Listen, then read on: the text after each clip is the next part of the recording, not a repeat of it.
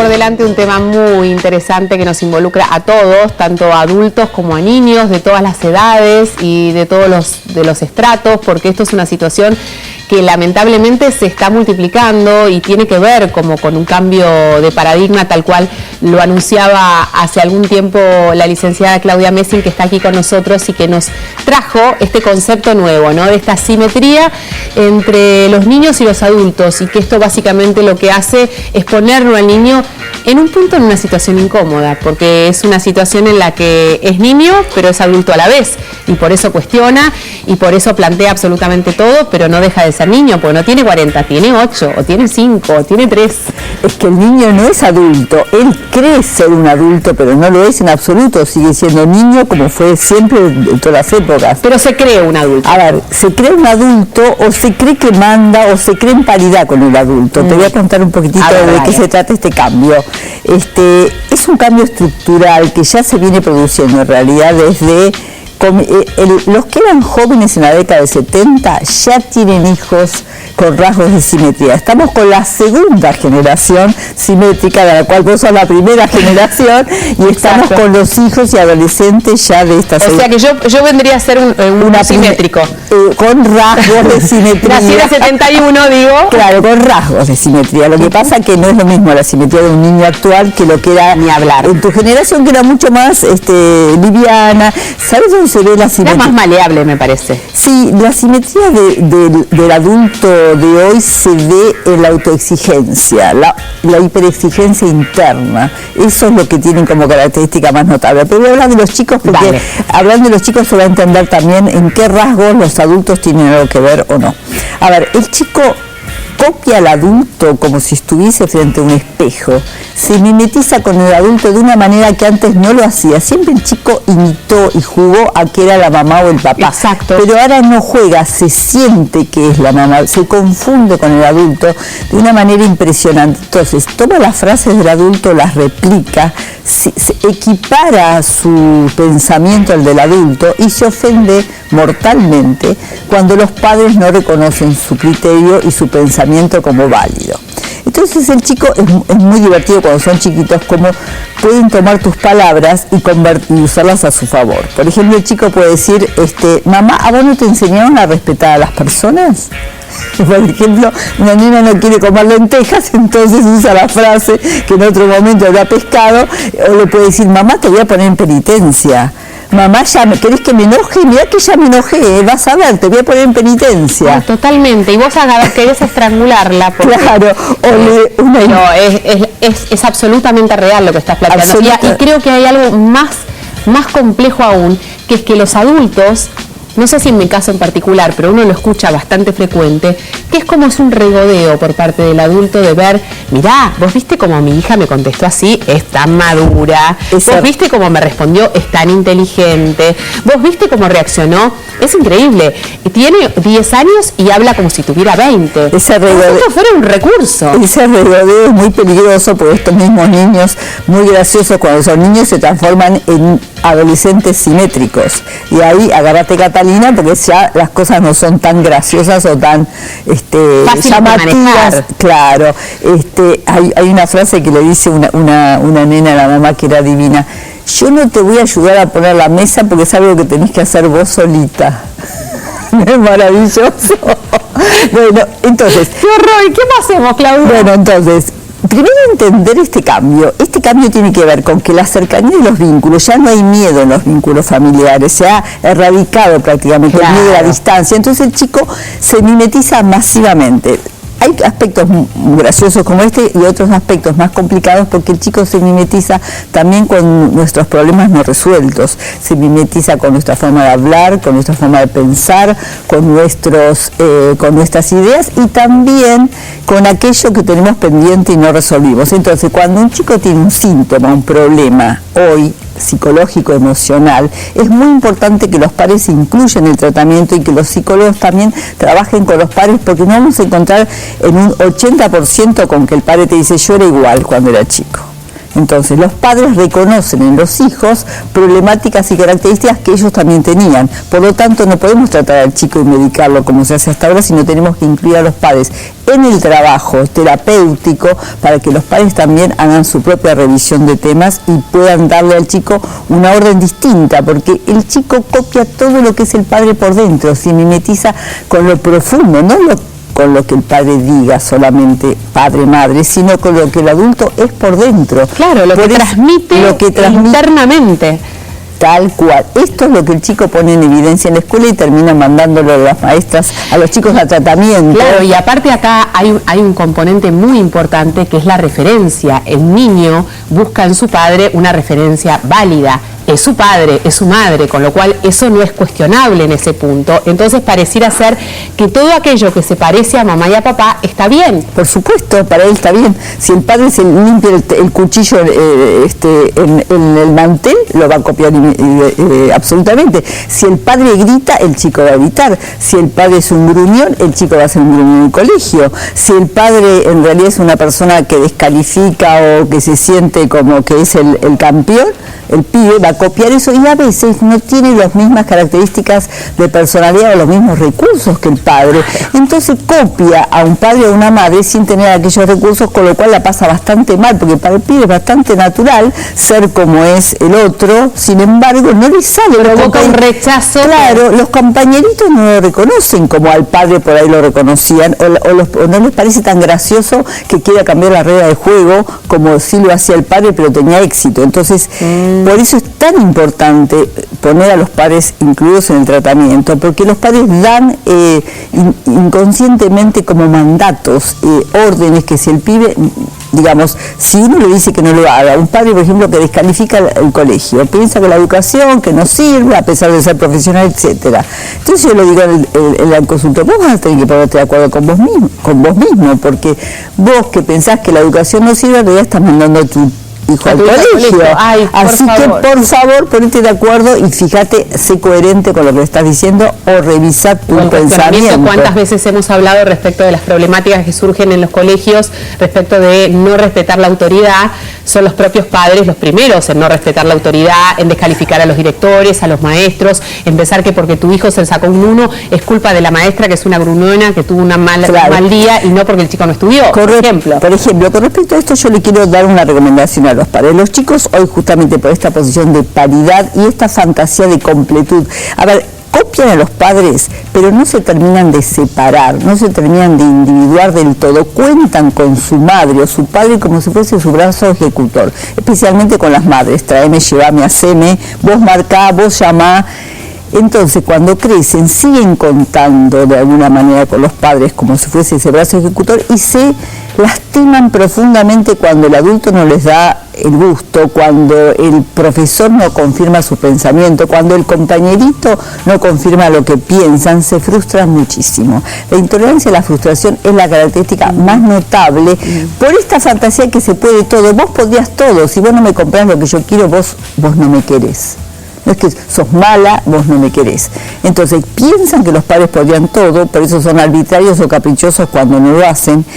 Y hay que trabajar con esta idea para que el chico entienda que no es que se puede todo, sino que todos los seres humanos tenemos límites y limitaciones. Eso ni hablar, pero no solamente con lo material, con el objeto material de conseguir quiero todo, sino que tiene que ver también con los recursos del adulto, ¿no? ¿Cuántas veces uno se agarra la cabeza y decir, bueno, pero no puedo, porque el chico parte de la base de una premisa que mamá o papá son sobrenaturales y hasta ahora todo lo pueden, hasta que no pueden? Y entonces ahí se genera como una situación de vacío, porque en vez de mostrarse tal cual uno es, tal cual con las propias limitaciones, decir, mira, no llego, no puedo, estoy cansada, no voy a poder jugar al fútbol 45 minutos después de trabajar 12 horas, en fin, todas situaciones cotidianas que no se presentan. Pero ahí está la simetría. Porque tenemos vergüenza de que así ahí sean. Está la simetría del adulto, que no reconoce sus propias limitaciones, que la vive con una culpa espantosa, que también cree que debería ser el mejor profesional, estar bien vestido, tener la mejor, ser el mejor padre, o sea, satisfacer en todo a los hijos, y no se permite reconocer sus propias limitaciones. A ver, una de las mayores recomendaciones que yo le doy a los adultos, a los padres, a los educadores, cuando trabajo difundiendo difundiendo esta temática que por todo el país, estoy viajando a Latinoamérica, en todos lados es el mismo tema. La mayor recomendación que les hago a los adultos es que reconozcan sus propias limitaciones, las acepten. Eso va a hacer que automáticamente el chico pueda empezar a sentir que es válido tener limitaciones. Si el adulto no las reconoce, el mensaje que le estamos dando al chico es: vos tenés que poder todo. Entonces se enoja el adulto porque ¿para qué me pedís? ¿Por qué me decís? No, tiene que hacer una introspección, parar 2 segundos con la pelota y decir: no, mi amor, yo realmente no puedo tanto como vos crees que yo puedo todo, pero realmente no lo puedo, sin enojo, sin culpa, sin arrojárselo por la cabeza, porque la gente se enoja con la limitación. A ver, yo te voy a hacer otro planteo, te voy a poner en otro lugar. A ver qué pasa. Un niño que frente a la exigencia de un padre por determinada cosa, porque hay que estudiar, porque hay que cumplir con determinadas pautas, dicen, y lo que pasa que ella lo puede todo, entonces no sabe que hay cosas que no se pueden. El chico le dice al padre o a la madre, lo que pasa que ella o él lo puede todo, entonces no piensa que es una alternativa no poder, no llegar a la fecha de examen, no poder estudiar la cantidad de horas que se pretende que se estudien, o no llevarse ninguna materia, cumplir con determinados deportes. Es un chico que está señalando a la madre o al padre que realmente dan una imagen de omnipotencia que tendría que revisar y ver si es cierto o no es cierto. Perfecto. Y hacer mea culpa de decir, y por ahí yo doy esa imagen, pero puedo dar esa imagen, pero no es real que lo puedo todo, porque fíjate, hay cosas que yo no te cuento porque no corresponde, porque son temas personales, porque son temas míos, pero no te creas que yo no tengo que hacer un trabajo muy importante para aceptar mis propias limitaciones. Y tal vez valdría la pena darle un ejemplo al chico para que el chico lo tome esto, porque es un trabajo del adulto realmente reconocer esto no te digo con alegría, pero reconocerlo con humildad. ¿Por qué deberíamos poder todo? Entonces fíjate que los chicos son muy lúcidos hoy, se contagian y se conectan emocionalmente a través de sus neuronas espejo, que son millones de neuronas que tenemos en el cerebro que nos permiten saber lo que otro siente. Entonces saben cuando el adulto es auténtico y no cuando el adulto está manipulando para su propia conveniencia. Entonces un adulto auténtico que le dice al hijo, de verdad yo no puedo, vos creíste esto, pero esto no es así, es así, y ¿sabés qué? Necesito que me ayudes, necesito que participes. Y la recepción del niño en ese momento es instantánea. Absolutamente. Porque cuando uno lo pone al niño frente a la vulnerabilidad del adulto, el niño inmediatamente se hace eco de esta situación, como una situación natural, porque es la que él está acostumbrado a vivir. No puedo con todo, no sé, tengo miedo a fracasar, me da miedo salir a hacer tal cosa, en fin. Todo es un descubrimiento. En cambio, el adulto pareciera ser que es el libro de Petete. ¿No? Bueno, no lo ves. Así es. Entonces, esto, además de incluirlo en las problemáticas, uno de los mejores recursos para manejar este niño que inconscientemente se siente en paridad con el adulto y que se siente humillado cuando uno le da órdenes. El chico que cree que sabe tanto como el adulto, vos le das órdenes, ¿qué dice? No me digas, yo ya sé, ¿para qué me repetís? ¿Vos te crees que yo soy un tonto? O sea, el chico se siente humillado, desvalorizado y descalificado cuando el adulto le repite 15 veces las mismas cosas. Tengo frases graciosísimas como que los chicos le digan a la mamá, mamá, qué picasesos que sos, me torturás la cabeza, me asfixiás. Es mucho más frecuente de lo que uno imagina. Eso es absolutamente generalizado. Te hacen así, te miran y te hacen... Me vas a acordar una frase que recogí también de un joven que le dice, está buscando departamento, entonces le dice a la mamá, de acuerdo al departamento que vos me alquiles va a ser tu geriátrico. No te digo, las frases de los chicos son maravillosas. Porque si no pareciera ser que esto es normal, ¿no? No es normal. Lo que yo voy a plantear esto es la realidad. ¿Qué hacemos con esto? Es totalmente normal. Claro. El chico es diferente. Lo que tenemos que hacer los adultos primero es enterarnos que esto es normal, no sentirnos que somos los peores padres de Latinoamérica, sino que somos padres normales con hijos simétricos. Segundo, aprender a comunicarnos en forma diferente. No hay que repetir 2 veces las mismas cosas. Con una es suficiente. La segunda le decís, a ver, mira, la situación es así. uno le plantea la complejidad de la situación. Vamos a resolver esto juntos. ¿Vos qué propones? Tenemos que hacer esto, esto, esto y esto. A ver, vamos a hacer una organización. ¿Vos a qué hora propones cada cosa? La vamos ajustando. A ver, yo voy a hacer una sesión con Claudia. Te pongo una situación familiar. Adolescente, exámenes, ya pasaron, pero digamos, toda esta escena. Tenés que estudiar porque tenés un examen por delante y no veo que hayas estudiado lo suficiente. Fíjate, cuidado, que la tenés que levantar, etcétera, etcétera. Y el adolescente que te mira dice, uff. Y vos decís, ¿pero qué significa ese uff? Significa que tengo claro exactamente cuándo y cómo hacerlo. Bueno, entonces el planteo de la madre que intenta ser lo más democrática posible es, perfecto, yo sé cuáles son los resultados, vos manejate como te sientas cómodo, yo no voy a poner horarios, le voy a especificar horas de estudio, pero sabé que esto es importante y tenés que hacerlo. Y me siento una tarada, porque en el fondo no sé si darle la responsabilidad esa al adolescente está bien o no. Prueba y error. Uno primero agarra y dice, a ver, vos crees que tenés controlada la situación, tenés tu organización, yo voy a respetar tu organización. Vos te vas a hacer cargo del tema, perfecto. Después vamos a ver los resultados. Ahora resulta que si los resultados son positivos, dejemos al chico que se siga manejando. Si los resultados fueron negativos, ahí uno tiene que decir, mira, hay algo en tu plan, en tu observación que no está del todo ajustado. Así que ahora me vas a tener que dejar incluirme a mí porque tu método no funcionó, ¿no es cierto? Entonces, cuando realmente las pruebas son evidentes que falló su organización, no tiene más remedio que dejarnos entrar a la organización.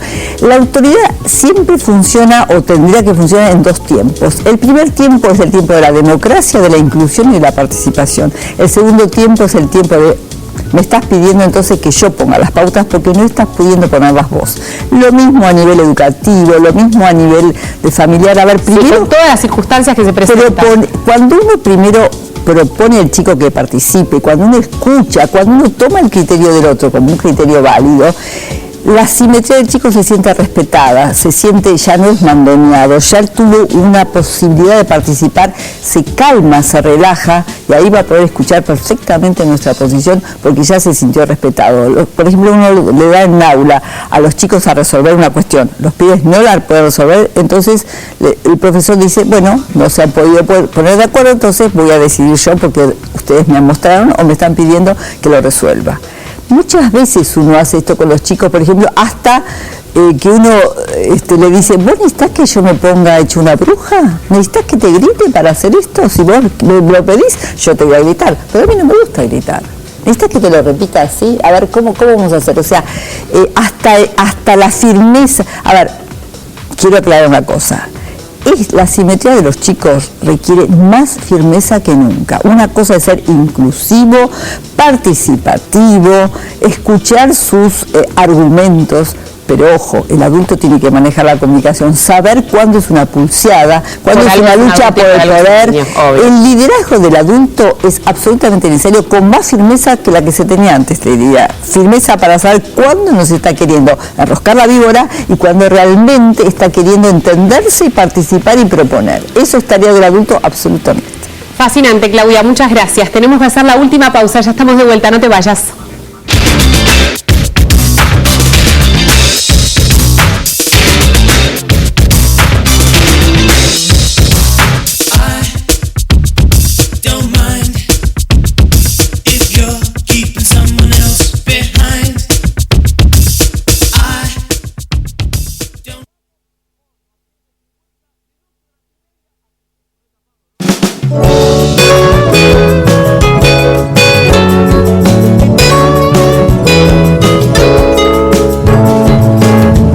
Para una sola pregunta muy interesante. Preguntan, ¿el niño no necesita en su niñez sentir que mamá y papá son Superman para sentirse protegidos? Pueden sentir que son Superman, pero igualmente tienen que saber de las limitaciones, porque Superman puede todo y si Superman puede todo, ellos pueden todo y ahí se les complica la vida. Superman no es una buena imagen, tienen que saber que papá los protege y los cuida, porque fíjate, uno de los temas de la simetría que no mencioné antes es que los chicos copian a los adultos pero no los incorporan como figuras protectoras. van a la calle solitos, se mueren de miedo, se tensan, se autoexigen poder solos. Entonces yo le diría que papá y mamá tienen que trabajar para que los chicos noten que siguen siendo figuras protectoras que los acompañen internamente. Sobre esto hay que trabajar, no sobre la fantasía de Superman, porque eso ya la tienen en la cabeza. Hay que trabajar para esto. Gracias, Claudia, un placer. Bueno, Sergio, nos vamos así como con todo anotado a nuestras propias casas también. Que tengan una lindísima tarde. Chao.